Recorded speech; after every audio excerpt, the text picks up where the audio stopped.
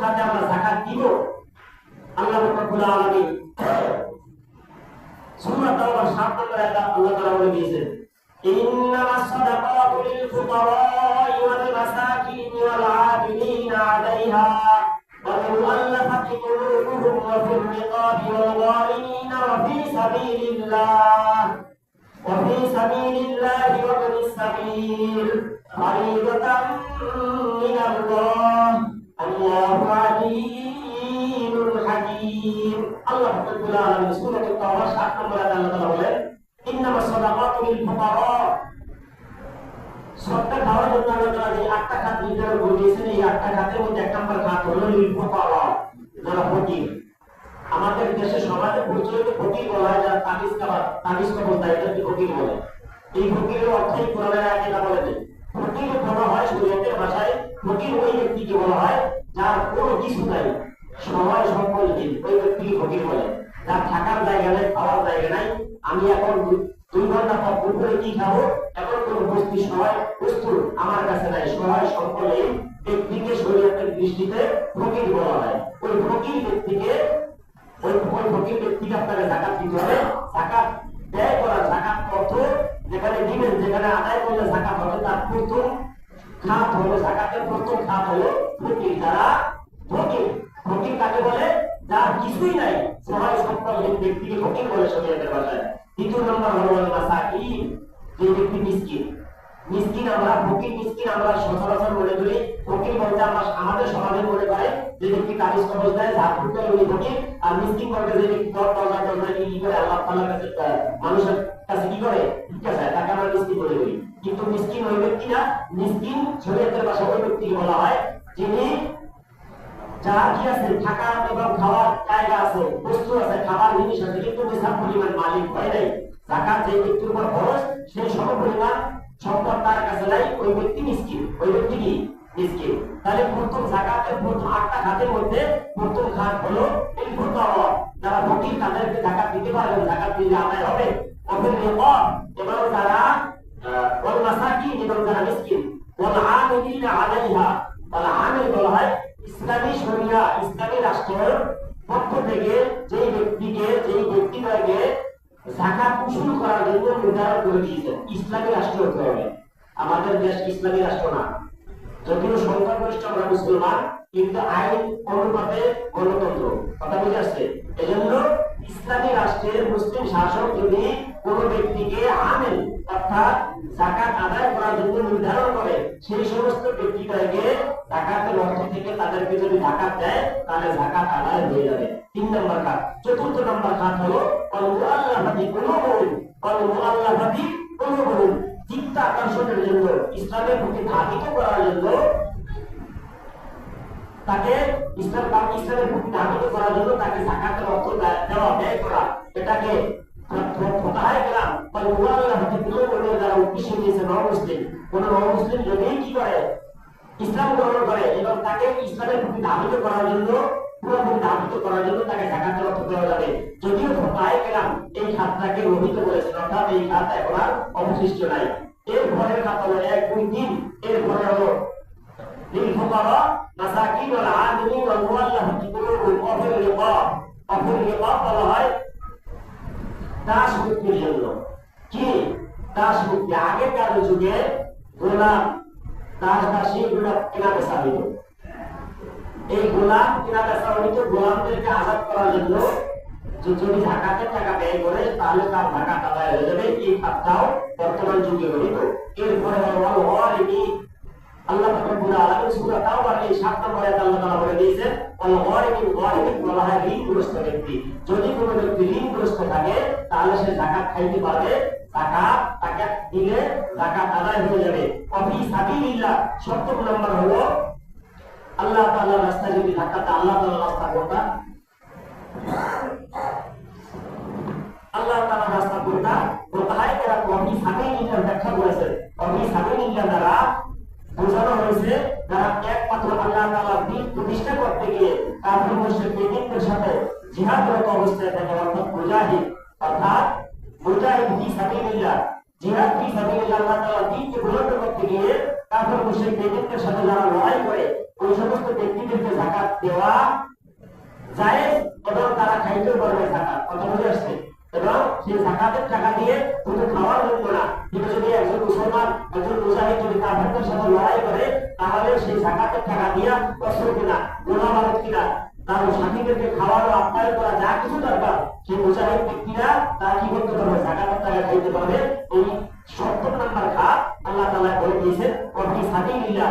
এরপরে 8 নম্বর খাত আল্লাহ তাআলা বলে দিয়েছেন ওয়াফি সাবিল। ওয়াফি সাবিল দ্বারা হলো মুসাফির, ওয়াফি সাবিল দ্বারা মুসাফির। আমাদের সমাজে প্রচলিত ভাষায় আমরা মুসাফির বলি যে দরজায় দরজায় গিয়ে ভিক্ষা করে, ওই ব্যক্তি শরীয়তের ভাষায় মুসাফির না। শরীয়তের দৃষ্টিতে মুসাফির ওই ব্যক্তিকে বলা হয় যেই ব্যক্তি সফর করতে গেছে নিজ এলাকা থেকে, অর্থাৎ 48 মাইল কিলোমিটার হিসাব অনুযায়ী 72 অথবা 74 কিলোমিটার নিজ শহর নিজ এলাকা থেকে যদি কোনো ব্যক্তি অন্য কোনো গন্তব্যের উদ্দেশ্যে যায় তাহলে সেই সীমানার পরবর্তীতে তিনি কি মুসাফির। মুসাফির ব্যক্তি যখন তার এলাকাতে তার বাড়ি ঘরে যে নতুন সত্তার মালিক হোক না কেন, ওই ব্যক্তি শরীরের দৃষ্টিতে মুসাফির, ওই ব্যক্তিকে জাকাত দেওয়া যাবে, ওই ব্যক্তি জাকাত দিতে পারবে, সে যত বড় মালিক হোক না কেন, যেহেতু মুসাফির অবস্থায় আছে। এখন কোনো ব্যক্তি মনে করে যে এখান থেকে ভারতে গেল অথবা চিকিৎসার জন্য গেল, চায়নাতে গেল অথবা অন্য কোনো দেশে গেল অথবা হজের জন্য গেল, কিন্তু সেখানে গিয়ে তিনি দেশে মনে করেন কোটিপতি লক্ষপতি, কিন্তু সেখানে গিয়ে তার কাছে পথ হারাই গেছে, কোনো কিছু তার কাছে নাই, ওই অবস্থায় তিনি কি মুসাফির না? ওই অবস্থা আল্লাহ তাআলা এই আয়াতে বলে দিয়েছেন 6 নম্বর অর্থাৎ 8 নম্বর খাত যাকাত। 8 নম্বর খাত হলো ইসলামের মুসাফির ব্যক্তি। এই মুসাফির ব্যক্তিকে যাকাত দিলে যাকাত আদায় হবে। ওই ব্যক্তি যত টাকার মালিক হোক না কেন যাকাত দিতে পারলে কোনো সমস্যা নাই। ফারিদাতাম মিনাল্লাহ, আল্লাহ তাআলা এই আয়াতের শেষে তিনি বলতেছে ফারিদাতাম মিনাল্লাহ, আল্লাহ তাআলা ফরজ বিধান, আল্লাহ তাআলা থেকে ফরজ। আল্লাহু আলিমুন হাকীম, আল্লাহ তাআলা সর্বজ্ঞ প্রজ্ঞাময়, আল্লাহ সব কিছু সম্পর্কে জানে বুঝে। তো আল্লাহ পাক রব্বুল আলামিন আমরা যে যাকাত আমাদের মধ্যে যে কোনো ব্যক্তি যদি যাকাত নিশা পরিমাণ মালিক হয়ে থাকে তাহলে তাকে যাকাত আদায় করতে হবে। রুটি শাড়ি বাদ দিয়ে যেভাবে যাকাত আদায় করলে ওই বিষয়টা ঠিক হয়, ওই ধরা রাখে যাকাত দিতে হবে। কথা বুঝে আসছে? এখন এছাড়া কোন কোন ব্যক্তিকে যাকাত দেওয়া যাবে না, কোন কোন ব্যক্তি কথা আপনি কাদের এই তো গেল 8টা খাত, 8টা খাতের বাইরে যদি কোনো ব্যক্তিকে আপনি যাকাত দেন, কোনো রাজনৈতিক দলকে, কোনো প্রতিষ্ঠানে যদি আপনি যাকাত দেন, যাকাত আদায় হবে না, হবে না, হবে না। কারণ যাকাত আদায় করতে হলে এই নির্ধারিত 8টা খাত, এই নির্ধারিত 8টা ক্যাটাগরি স্তরের মধ্যে ওই ব্যক্তি হতে হবে। এবং যাকাত দেওয়ার ব্যক্তি শর্ত হলো যে ব্যক্তিকে দেবেন আপনি যে যতটুকু পরিমাণ অর্থ দেন না কেন তাকে মালিক বানায় দেওয়া, তাকে কি করা, মালিক বানায় দেওয়া। আমাদের সমাজে আমাদের দেশে অনেক জায়গাতে আমরা অনেকেই মাসালা জানি না, যাকাতের টাকা মসজিদে দেওয়া জায়েজ নাই। খেয়াল করে শুনতে আমার কাছ লাগাই না, বুঝাই দিতেছি। যাকাতের টাকা মসজিদে দেওয়া জায়েজ নাই, মসজিদে কোন খাতে যাকাতের টাকা ব্যয় করাও জায়েজ নাই। যাকাতের টাকা ঈদগাহে দেওয়া জায়েজ নাই, দিলে আপনার যাকাত আদায় হবে না। যে পরিমাণ দিচ্ছেন সেই পরিমাণ আপনার যাকাত আপনাকে অন্য খাতে আদায় করতে হবে। কথা বুঝে আসছে? যাকাতের টাকা মাদ্রাসায় দিলে যাকাত আদায় হবে না। কথা বুঝলেন? এখন কেন আদায় হবে না তার ব্যাখ্যা আমি দিতেছি। যাকাতের টাকা কোনো সংগঠন, সেটা ইসলামী সংগঠন অথবা অন্য কোনো সংগঠন হলো কোনো প্রতিষ্ঠানকে যাকাতের টাকা দিলে যাকাত আদায় হবে না। যাকাতের টাকা দিয়ে হাসপাতাল কোন নির্মাণ করা যাবে না, যাকাতের টাকা দিয়ে এসব করা যাবে না। যাকাত আল্লাহ তাআলা যাকাত কোন কোন খাতে ব্যয় করতে হবে আল্লাহ তাআলা সূরাতুত তাওবা নামক সূরার 7 নম্বর আয়াতে আমি 8টা খাত আল্লাহ তাআলা উল্লেখ করেছে যে সেই 8টা খাত পৃথিবীকে অন্য কোনো খাতে যদি যাকাতের টাকা আপনি ব্যয় করেন যাকাত আদায় হবে না, হবে না, হবে না। এখন বলে মসজিদে কেন আদায় হবে না? যাকাত এটা বলা হয়েছে পরিশুদ্ধ হওয়া, পবিত্রতা অর্জন করা, অর্থাৎ সম্পদের যে একটা আবর্জনা আছে, ময়লা আছে, পাক নাপাকি আছে, সেটা থেকে যাকাত আদায় করার পরে সম্পদ টাকাকে পবিত্র করা। আল্লাহ মসজিদ আল্লাহ তাআলার ঘর, আল্লাহ তাআলার ঘরে আল্লাহ তাআলা কি যাকাত খাওয়াবেন না? আল্লাহ তাআলা বলেন যাকাত দিতে, যাকাত হলো গরিব মিসকিনের হক। যাকাত কার হক? গরিব মিসকিনের হক। যাকাত দিয়ে আপনি যদি মসজিদের ফ্যান দেন, লাইট দেন, মসজিদের কোনো কাজে যাকাতের টাকা ব্যবহার করা যাবে না এবং যাকাত দিলে যাকাত আপনার আদায় হবে না। আপনার এই 8টা নির্ধারিত খাতের টাকা যাকাত আদায় করতে হবে। দ্বিতীয় নম্বর হলো মাদ্রাসা। মাদ্রাসাতে যাকাতের টাকা দেওয়া যাবে না। মাদ্রাসায় যাকাতের টাকা দিতে হলে কোন খাতে? মাদ্রাসায় যদি লিল্লাহ যদি কোরআন থাকে, লিল্লাহ দলিল থাকে, সেখান থেকে যে সমস্ত ছাত্ররা লিল্লাহ দলিল থেকে খায় তাদের ওই খাতে ব্যবহার করতে হবে, অন্য কোনো খাতে ব্যবহার করা যাবে না। কথা বুঝে আসছে? জাকাতের টাকা দিয়ে মাদ্রাসার ফ্যান কিনা, জাকাতের টাকা দিয়ে মাদ্রাসার শিক্ষকদের বেতন দেওয়া, জাকাতের টাকা দিয়ে মাদ্রাসায় ছাদ ঢালাই দেওয়া, জাকাতের টাকা দিয়ে মাদ্রাসার সিমেন্ট ক্রয় করা, রড ক্রয় করা, এগুলো করা যাবে না। জাকাতের টাকা এই যে নির্ধারিত আল্লাহ তাআলা একটা খাত দিয়েছে, এই একটা খাতের মধ্যেই ব্যয় করতে হবে। যেহেতু মাদ্রাসায় যদি পুরো এদিক থাকে, এদিকে দেওয়া যাবে, এদিকে কি করা যাবে, দেওয়া যাবে। কোন ছাত্র যদি গরিব থাকে তাহলে তার গরম করে, তার ঔষধ, তার কিতাবাদি, তার পোশাক এবং তাকে মালিক বানাই দিতে হবে। প্রতিষ্ঠানে যদি কোনো ব্যক্তি দেয় তাহলে সে তার জাকাত আদায় হবে না। কোন রাজনৈতিক সংগঠনকে যদি দেয় তাহলে তার জাকাত আদায় হবে না। এই জন্য বর্তমানে আমরা যারা জাকাত দেওয়ার জন্য আপনার অবশ্যই যাচাই এবং বাছাই করে দিতে হবে। আমাদের সমাজে অনেক মাদ্রাসা আছে, অনেক এমন বিদ্যালয় আছে যারা জাকাতের টাকা নয়সাই করে।